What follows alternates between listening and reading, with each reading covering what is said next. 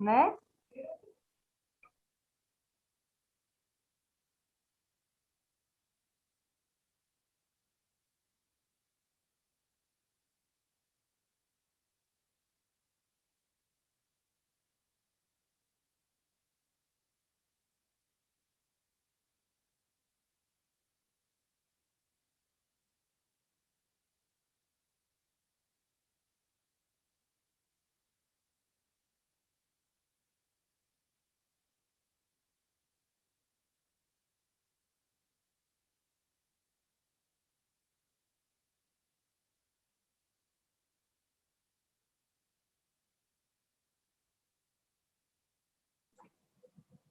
Καλημέρα σε όλους. Περιμένουμε 5 λεπτά να συνδεθούν και άλλοι συνάδελφοι και θα ξεκινήσουμε.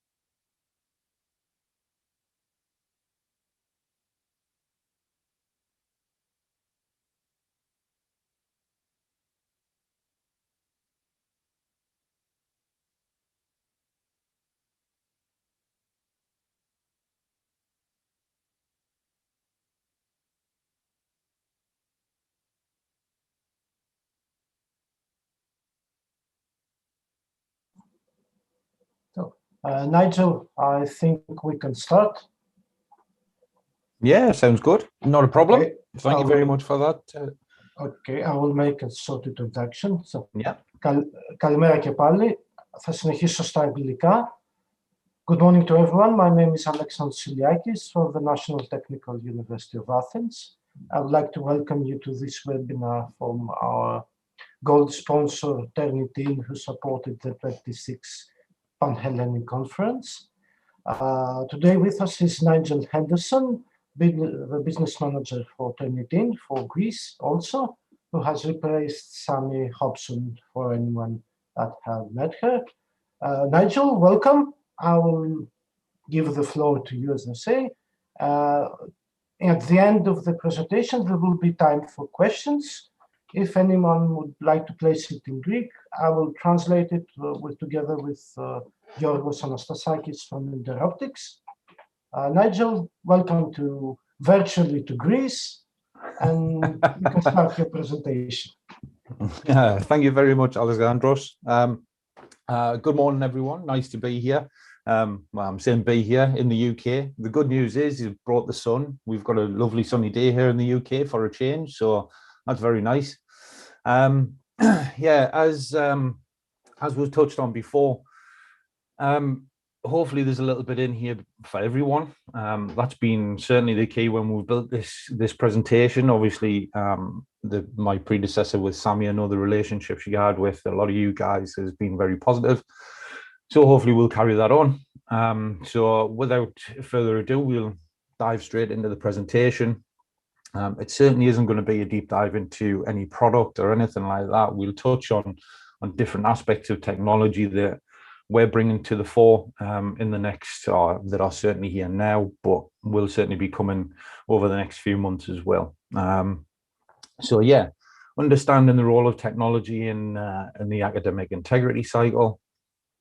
What is it? So something very recent in the press over in Nikkei in Asia, and it was written that there's an old joke amongst education and innovators that if a person time traveled from, say, 100 years ago, they'd be shocked at how the world's changed with things like Zoom, digital payments, smartphones, self-driving cars. But if they actually time traveled and they stepped into a school, they would probably breathe a huge sigh of relief because there isn't a massive amount changed. The classrooms remain pretty much the same, not a lot different. Textbooks, tests, etc., etc. It's all pretty much the same. So it's about the innovators to try and make that change and drive that forward. So in the UK, we have a saying here, which is if you always do what you always did, then you will always get what you always got. So if we don't change, that creates a little bit of a problem for us. So moving on to our next slide. I want to start just by looking at what the World Economic Forum brought in as trends in 2022 compared to just 2018. And you can see there's a lot of similarity between the two. But I think the key message is that some of the skills that are required to thrive in modern society can't be replicated just purely with technology. It certainly can go a long way to helping us, but it isn't the all-seeing eye, if you like. It's not everything that you need. It certainly needs to underpin what we are about, if you like, moving forward. But that human aspect is always going to be very, very important as to how we strive and how we achieve what we're going to do purely in modern society. So really interesting take on what they see as being the key skills moving forward. I always like to start any sort of presentation when it comes to academic integrity just by realigning the 5 fundamental values of what that actually is according to the International Centre for Academic Integrity. So looking at honesty, trust, fairness, respect, and responsibility.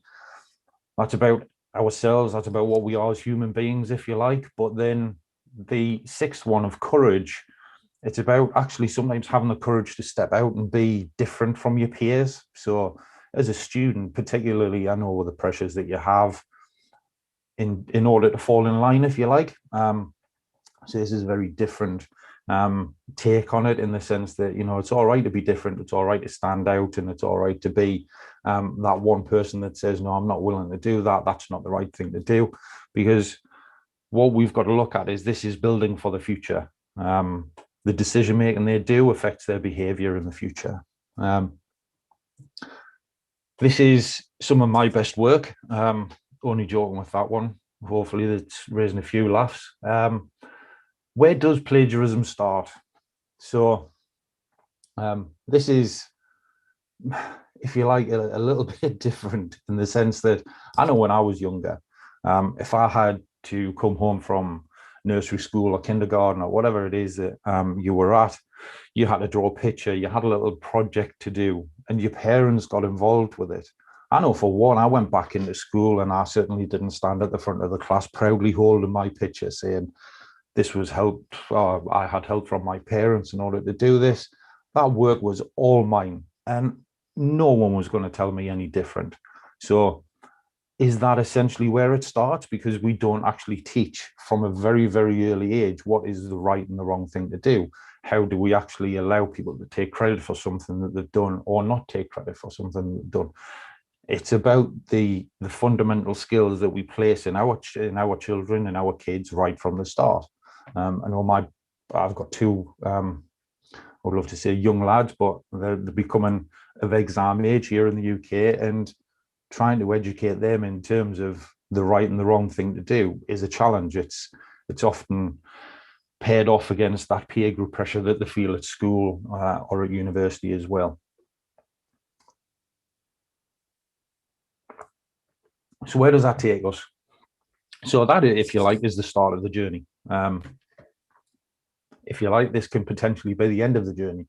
So if we look at academic integrity, it's got to go without saying that we're here to try and protect your institution from handing out degrees and qualifications to students that have plagiarized. That just simply isn't right. It's not the right thing to do, and nor should it be.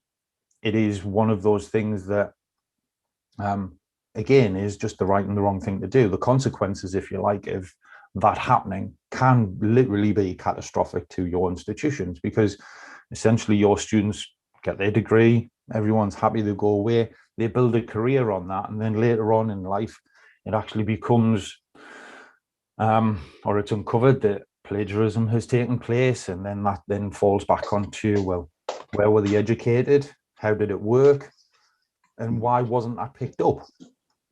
So it's one of those kind of, it's a real challenge, and especially now at this present time. And I do hate to use the phrase the haves and the have-nots, because I don't think that's the right thing to do.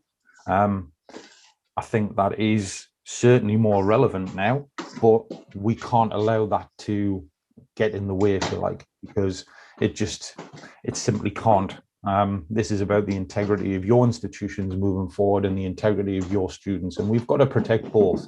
That's the key message with this, is about being able to actually do the right thing, not just by the institution, but also by the student, because what we build has to be a holistic, a robust process, if you like, in terms of how you actually, how you move forward and how you build your processes internally.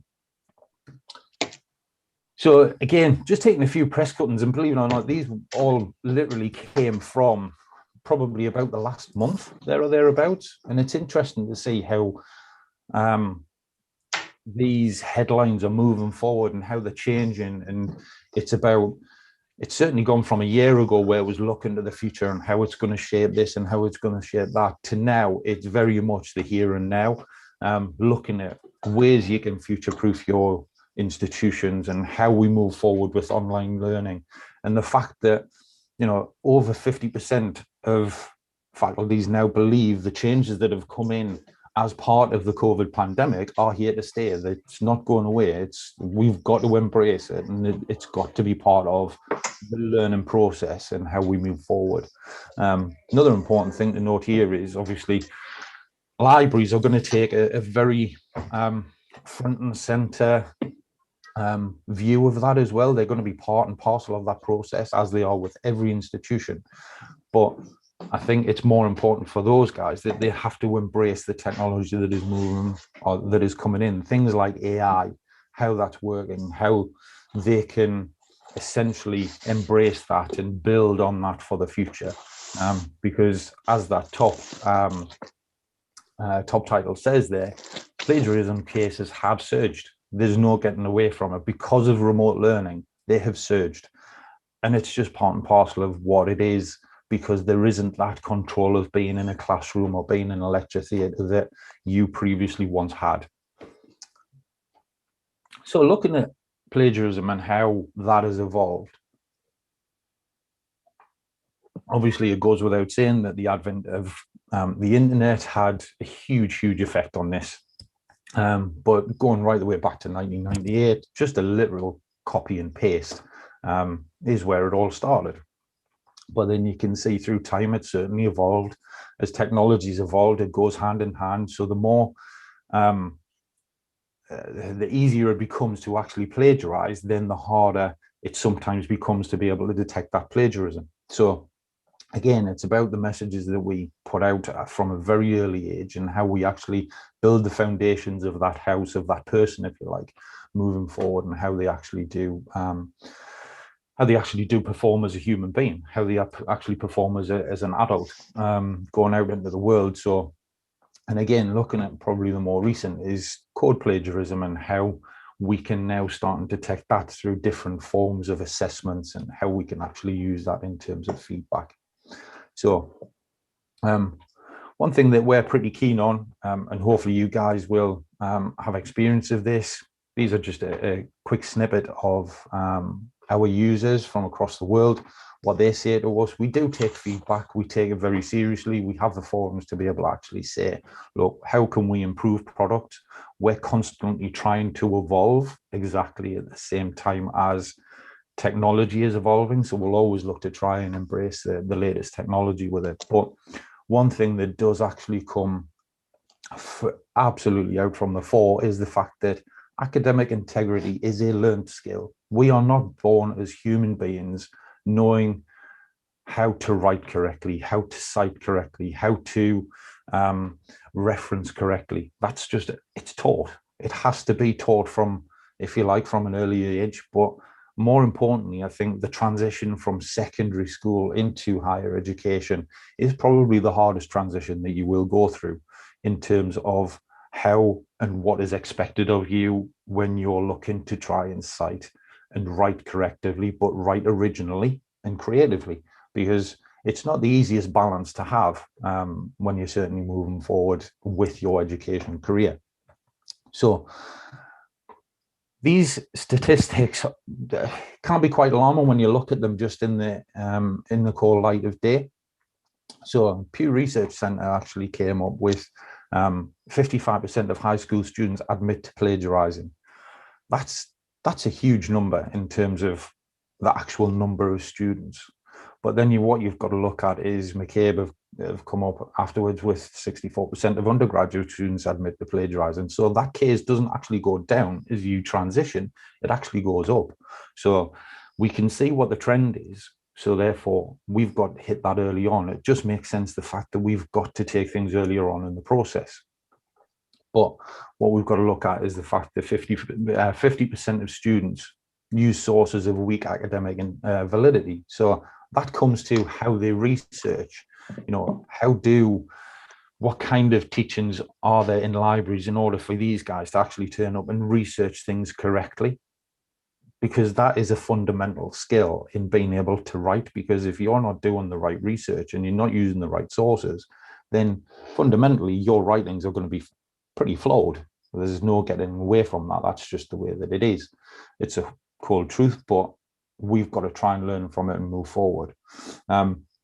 So 16% of content matches came from paper mills and cheat sites. We know they're out there. We try and do our best to report them for misuse. We have internally, we have our own department, if you like, who look at being able to cut these sites out and make sure that they're not being used and they're not available. But as soon as you close one down, three erupt, because that's just the way that they are. They're looking to try and take advantage of it. So we try and get to them before they get to your students, I think is the right message that we're trying to get here. What we've also got to take into account here is that 55% and that 64% could be misskewed, because realistically, what we've got to look at is the fact that there are two different types of plagiarism. Yes, there is intentional plagiarism, who they just want to go out and they want to cheat and they want to do what they can as easy as they can to gain that qualification. But there's also the non-intentional plagiarism, who that just comes from a lack of skills, a lack of knowledge, being able to actually apply that within the classroom or within their coursework to be able to do things correctly. So what we've got to look at is concentrating our time and our efforts fundamentally on those guys, because if we can teach them the right skills, then that number drops dramatically. However, we've got to then also rely on technology to be able to uncover the guys who are actually intentionally plagiarizing. And that's something that's becoming easier because of the use of AI and our machine learning capabilities. So we can start and spot, how things are being written on a more regular basis and the styles that they're being written in. So we can uncover more and more the more content that goes into the repositories. So hopefully it will be a win-win. What we're looking at here is, and again, this is touching on what I've just said there with the intentional and non-intentional. So this was something that came from Bertram Gallant, and it's turning the negative to a positive, if you like. So feeling inundated every day with news articles, opinion pieces written on integrity, teaching, learning, or ethics, directly or indirectly, all resonate with academic integrity. However, is it a teaching and learning issue, or is it a conduct problem? That is something that it's always going to be at the forefront of every argument. But as institutions, what we have to do is build a robust process internally when it comes to academic integrity. And it's about how we do that. So how do we do it? By using technology. So where does it sit? Where does technology sit within it? It's like it says there, I can't see without my glasses. They don't see for me when I suddenly put them on, but they help me see better than I otherwise could. Technology is pretty much the same. I'll pretty much bet that every single instructor out there would be able to spot something that's been plagiarized in some way, shape, or form. But because of time constraints, because of other pressures, because of things with grading, is it possible to always do that? No. So that's where technology effectively comes in and tries to help within that as well. But it's about also using the different aspects of technology to be able to take advantage of it as well. So this slide, if you like, we do refer to it as the academic integrity cycle. What this is taking an institution's point of view and looking at it and saying, what is our culture of honesty? How do we essentially, as soon as a student walks through that door on day one, how do we ensure that they've got not just the best education, but they've got the best social grounding, they've got the best knowledge in terms of academic integrity and how to do things? How do we do that? So first things first, yes, you've got to have clearly defined policies and procedures so that you can make the students aware of what it is that's expected of them. I know for a fact my kids grow up, I teach them right from wrong. They've got to understand what the right thing is to do and the wrong thing is to do.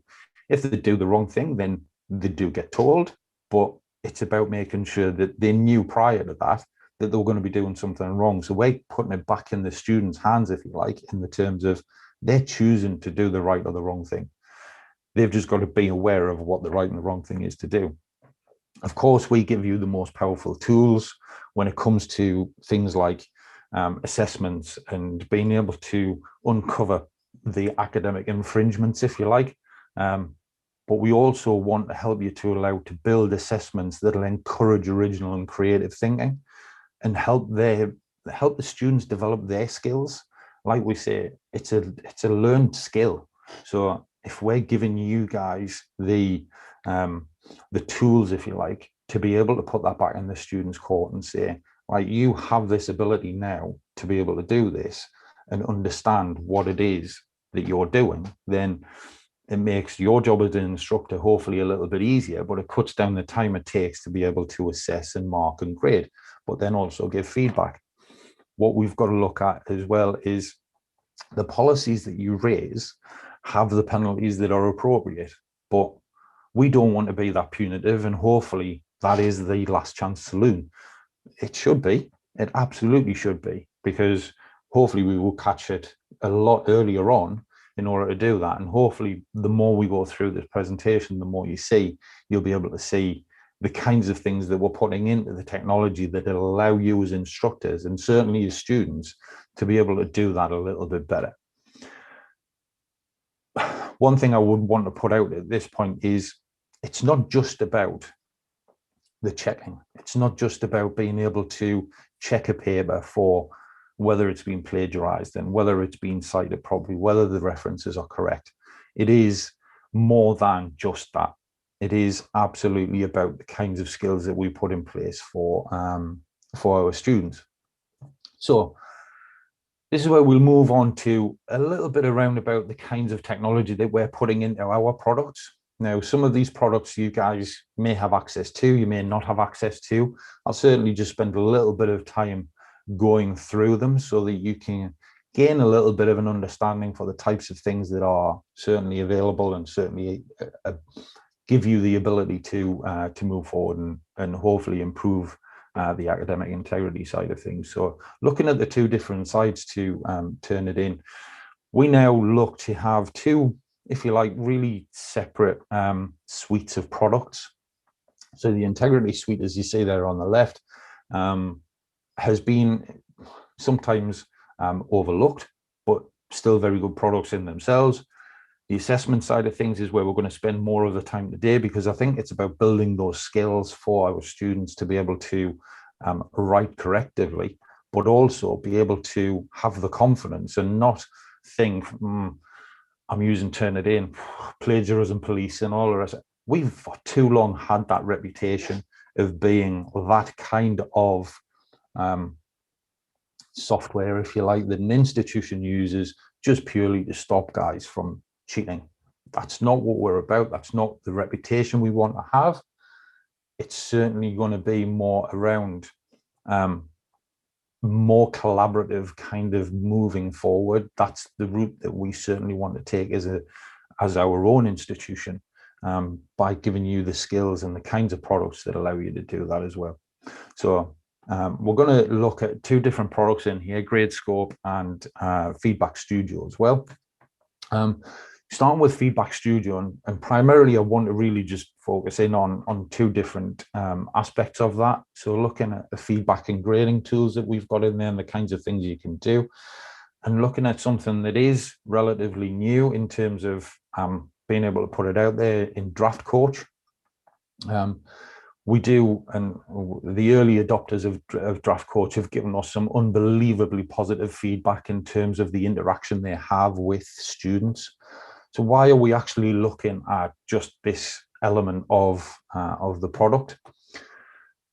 We conducted a survey of around 2,000 students, and this was way back in 2016. So this was prior to any COVID times or anything like that.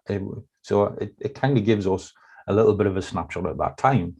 But the only thing I would say, and I'll caveat that, is now the way things are today in terms of our remote learning, we can't see these figures changing very much. And if anything, they possibly will have gone up.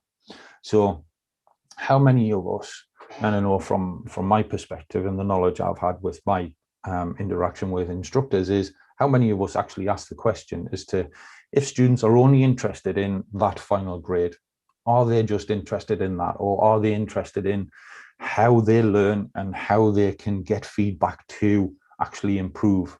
So you can see there from the figures that 79% of students actually believe that receiving and using teacher feedback helps them learn. That's part of teaching. I don't think that's anything new, but I think the rather alarming one, if you like, is the bottom one, where 57% of students receive feedback too late in the writing process. I know what it was like when I was going through my education. If I received some feedback, it was kind of, you took an initial hit and you thought, crikey, what am I meant to do? Because I didn't know how to do that, or I didn't know how to do that correctly. By that stage, it's potentially too late. So receiving that feedback earlier within the process allows me to change and adopt those skills, but actually improve my final grades. So it's a win-win situation in terms of the amount of work that goes in early on is all put into the student's hands, but the instructor is allowed then to be given the time to actually teach the students to do things correctly, if you like. So what we want you guys to do is look at engaging by using our technology. So things like the similarity report will be very, very familiar for you guys. What that actually does, it finds the content and matches the work and actually assesses originality. but then using things like quick mark sets, it's time saving. Being able to actually have a library of quick mark sets that you can literally just use consistently across an institution is very, very useful in terms of the kinds of feedback that you can give, but also the fact that it is consistent feedback. So there's no one instructor's doing this, another instructor's doing that, this one's doing. It's very, very consistently done, so it fits in line with the kind of processes that you've previously put in when we looked at the academic integrity cycle. Things like voice comments. This is one of the big things that guys use Feedback Studio, come back to us and say that is a priceless thing, because in remote learning, the one thing you haven't necessarily got is that one-to-one communication and the contact with your instructor or your student. What you actually have is that kind of disconnect. What voice comments allow you to do is actually have, if you like, that more one-to-one kind of approach and tailored feedback that you can give to your students. The summary comments as well give students a full, they give them a sense of overall performance, rather than just I've received a grade and that's it. That's the worst thing we can do, is basically just say, there you go, that's kind of your fill. What we actually want to do is look at it and say, well, look, Feedback Studio is a two-way street. It's not just about what it gives a student, it's about what it actually gives instructors as well, because what you're doing is effectively cutting down your time it takes to mark and provide feedback, because the voice comments offer that personal touch, but it's also sometimes a hell of a lot quicker to give feedback as a voice comment rather than a full written structure. Holistic comments provide general thoughts overall. You can copy and paste. It's really, really easy to use in terms of a system and how that works. In terms of what it can be used for, it's not just about essays. It can create all types of work, presentation, workbooks, arts, graphics. There's a rich set of tools within this product that basically allow you to pull in from different areas and actually use that in a more formative way. And obviously it impacts across the curriculum as well. Quick marks, we've touched on that previously, and I didn't really go into it in a great detail, but it's a way to deliver great feedback very, very quickly, because it's shared. You can hold a library of it. Obviously, it's across instructors. It can be within a department. It can be across the whole institution, if you like. It's consistent, but it's a fair way of doing it. Students can click on each mark and it'll give them more details behind the background of it, how to improve, what to do, the kinds of external sources they've used, whether or not they can change things. That's really, really useful way and formative way of being able to actually give that feedback to students. Rubrics make grading easy, but it also allows the student to understand, how they've actually performed in terms of the learning criteria, but it allows them to actually see where their gaps are and the knowledge. So it's a real easy, quick way of being able to reference what that is that we're getting back from our instructors and what's been learned. When we move on to Draft Coach, this is the way that it looks and the way that it essentially, if you read press, it's as though this is coming just purely from a student perspective and it's all about them. Now, that's certainly not what it is. We've already begun to shift how we approach students in terms of their academic integrity. So in the beginning, with the original products, it was very punitive. You were given feedback basically at the last stage. You submit your work, that gets graded, it goes through the similarity, it goes through the originality checks, and then lo and behold, you get that back and it's like, wow, where did that come from? What this is about is actually bringing that forward in the learning process. So it's putting it back into the students' hands. So before they even submit their work, they've already run through similarity checks themselves. So we build on basically that engagement moving forward. It's more about the work that they do, so that by the time that final submission goes in, all those errors have already been ironed out, and it's been gone through 3 checks already to be able to say, yeah, happy enough with that. It fits in line with what the process and what the guidelines are. So by the time the instructors actually received it, the amount of time it takes for that grading to take place and the feedback to take place is greatly reduced. So it's not just about the student, it's about being more proactive, certainly from an instructor's perspective, but also from the student, because it's given them the skills to be able to actually write correctly prior to that submission. What we actually look at in terms of how this impacts at this present time. So COVID has prompted a massive shift to online learning. I don't think there's any debate about that. I think there'll be different viewpoints of how that's actually impacted on students, but it's actually meant that students have had to take a greater ownership of their learning because their instructors aren't as readily available anymore. That is just part and parcel of the way that things are at the moment. You know, fingers crossed with vaccine, that's going to change. But who knows? It could be here for a little while yet, and it certainly could have changed the landscape moving forward from now on. So what Draft Coach does is provide them formative learning opportunities, if you like. But it also means that their work is authentic. They're developing the skills to become more confident writers, but they're being more original and they're being more creative about how they do things. It improves the citations, it improves how they reference things. But it also addresses that unintentional plagiarism early on in the process. So it's not simply about we submit the work, there's an 87% match, the fact that this has been plagiarized, that may be unintentional. What this does is actually give the student a chance to submit it very early on, not to the instructor, but it actually allows them to run a similarity check within their writing process.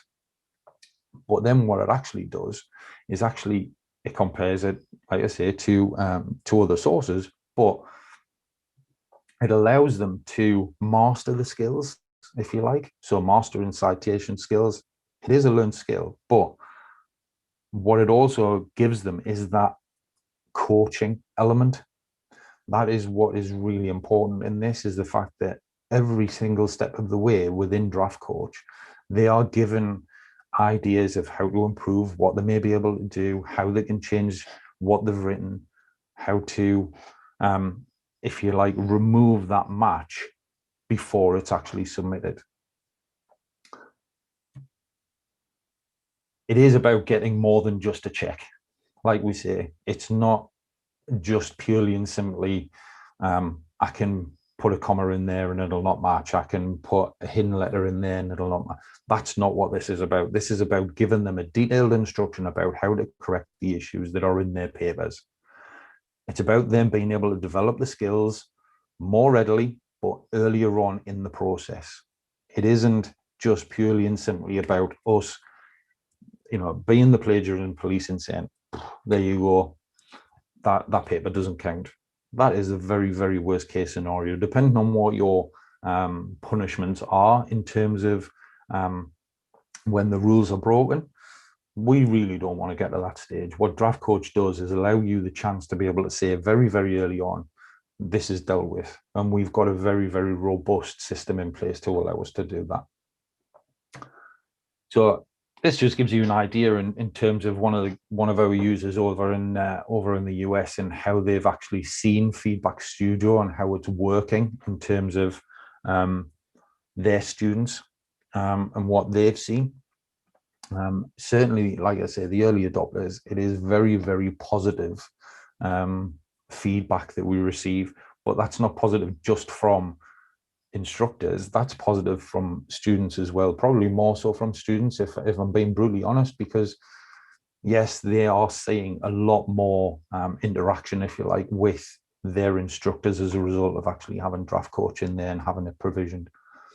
So leaving that side of it behind, moving on to GradeScope. GradeScope is about being able to provide feedback from assessments in different subjects. So more looking at STEM subjects with this, if you like. Now, I don't know if anyone was fortunate to be on the call yesterday with Jamie Whitehead, one of our guys at Gradescope, with the guys at Leeds University. Really good insight into how they use Gradescope, not just across their assessment, but also examinations as well.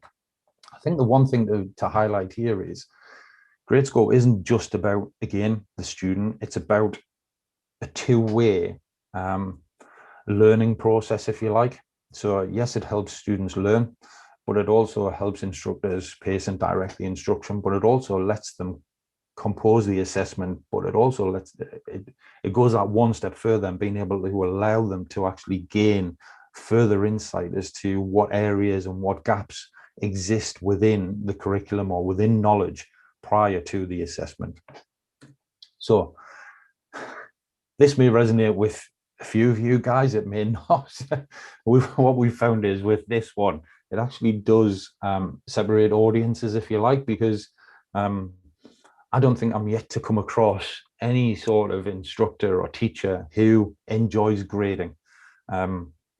That might be different with you guys. That might be very different with some of the audience. I don't know, but you can see from a snapshot of some of these things that are actually being said here is that grading is probably one of the most hated things within education, purely and simply because of the time it takes to actually grade something. That is quite, but it also is quite a big part of your job. The one thing that I really did pick up on this one, if you look at the bottom right-hand corner with the I stopped grading, you can too. That statement there is, it probably summed everything up, if you like, in terms of what the experiences that instructors have around grading. Using words such as tedious, overwhelming, exhausting, soul-killing isn't great. That's not the kinds of things that you want to be said. So really, it's about being able to give you the tools to remove those kinds of feelings as instructors. So where did Gradescope come from? What impact has it had? So 2014 is where it began, a handful of teaching assistants at UC Berkeley, who they were teaching, they were grading assessments. The workload to grade those assessments was becoming overwhelming, if you like. It was frustrating because of the academic integrity issues they had been able to uncover these things. So they did have a firm belief that there was a better way of doing it. How was that going to actually be? So with themselves and a few of the instructors as well, they set about building Gradescope initially for their department, but then that started to grow slowly within the institution. And then seeing the enthusiasm for the kind of product it was and what it did, Gradescope was formed in 2014. And it was about them trying to change the game in terms of grading, making things easy, particularly in STEM disciplines. So as you can see, it's grown through the years. 2018 is when it was bought by Turnitin, and it's continued to grow ever since, and continues to grow year on year. What it actually does, allows you to grade all subjects. Essentially in computer science, chemistry, all STEM subjects are in there, but it's about you being able to assess different types of questions as well, whether that is being able to assess a formula, or whether it's diagrams, whether it's some written essay work. It is all able to be graded using Gradescope.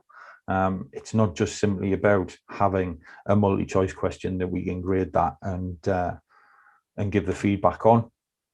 Kinds of projects that we can do is a brief snapshot of what it is and the capabilities of it. It'll cover everything from multi-choice through to essays, through presentation work. It'll now grade code projects as well, and be able to allow you to give the feedback in a very quick and timely manner. I think that's the big message with this kind of thing. The kind of messages we get is, it takes time to grade. You feel through an assessment, there's not that coordination between yourself and the learner. And it's about actually pinpointing those knowledge gaps. understanding the kinds of trends, if you like, that you see within a class. So reducing the grading time, like we say, it's using AI, so it is using latest technology. How we do that, yeah, I love this phrase in the sense that Gradescope is rocket fuel for grading. It absolutely is, because it does cut down the amount of time. What this professor found was it actually cut down the time by 80% in terms of the time it took to grade. So it's giving you that time back is the key message as instructors. So improving the grader coordination, because it allows you, it's got the feedback tools within there as well, but it's actually a consistent feedback. So it is literally across, could be across every faculty, it could be just within a particular department, it could be across the whole institution. It doesn't really matter. It's about how it's built and how it's adopted. That was one thing that Leeds University did say last night, in the sense that they found that there was greater adoption as a result of bringing in Gradescope than they've ever believed, because they went from having 0 to having Gradescope doing assessments, exams, and providing feedback all within the space of a year, which is a pretty short space of time. It's about, again, you learning as instructors. So if I've got a curriculum that I'm teaching, I want to be able to know that I'm hitting the right knowledge points for my students. The assessments I'm getting and the grading feedback I get, it's about me learning from that. So if I can see a particular area is weak, it allows me to move forward in a more in a planned manner. Those knowledge curriculum that I'm delivering. The security is a thing, not just in terms of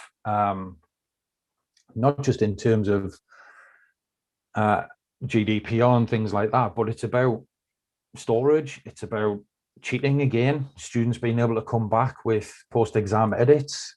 It's about being able to reduce the amount of space that you guys are having to take up within a particular department. Yeah, I get the fact we're all remote, but one day, hopefully, we'll all be back in the classroom. We'll all be back in our offices, and back to that same old clutter of having tons of reams of paper that we've got piled on top of each other on the corner of the desk that gets knocked off. And then you just think, oh, wow, wouldn't it be good if all this was just digitized? Then this is what Gradescope gives you. It's taken that element away from it. And again, wouldn't be Turnitin if we didn't actually integrate with your existing systems, whether that's Moodle, Blackboard, Calibre, whoever. It's about having that intuitive integration that you're not having to work on for hours and hours and hours on end.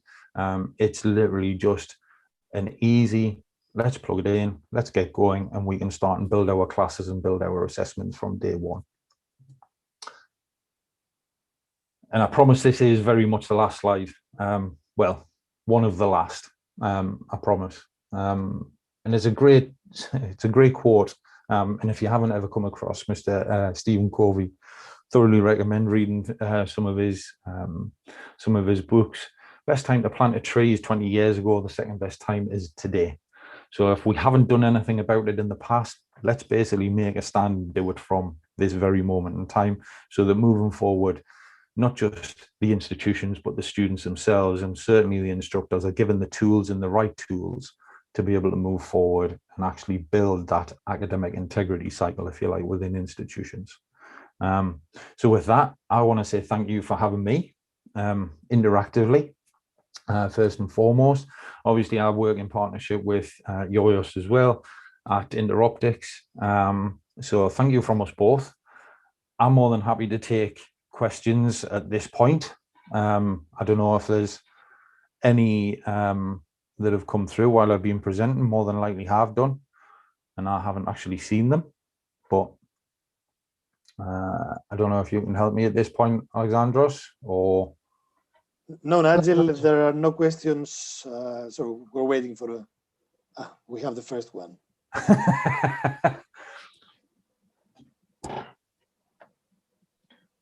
Are you able to read that out? Because I'm not actually seeing any questions at the moment there.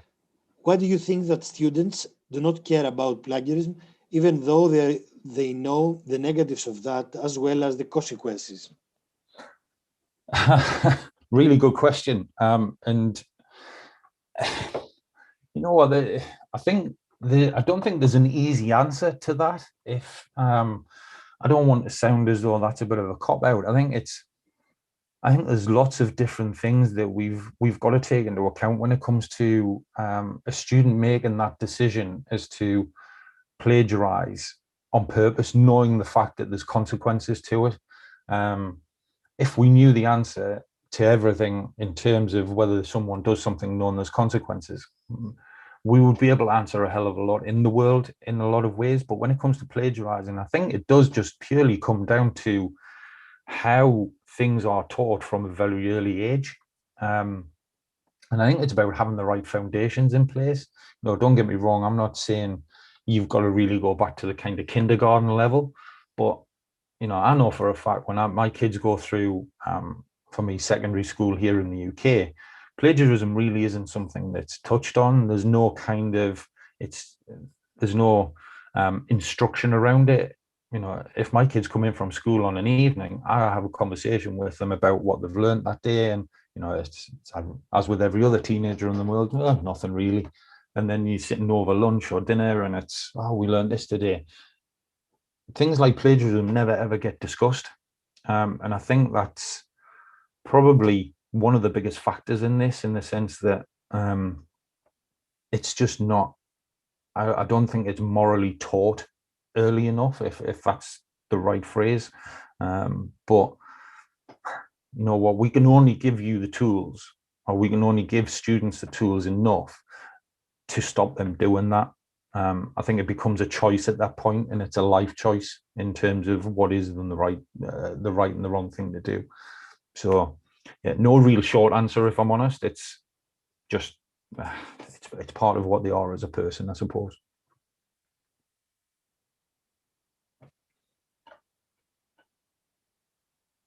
Any more in there, Yoyos, or? Not so far.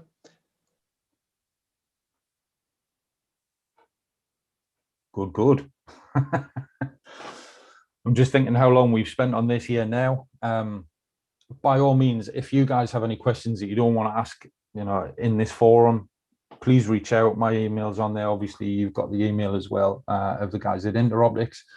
Please feel free to ask questions, get in touch, and we'll certainly do our best in terms of being able to answer them as full and honestly as we can. Obviously, we wouldn't be part and parcel of Turnitin if we didn't reference correctly, so they're all there. And last but not least, fingers crossed, we'll see you guys in Patras on the 25th of October in person, hopefully, not on Zoom. That will be something rather different in this time, but obviously vaccine dependent. It's about seeing you guys face to face, and let's get back to some sort of normality is what we all want.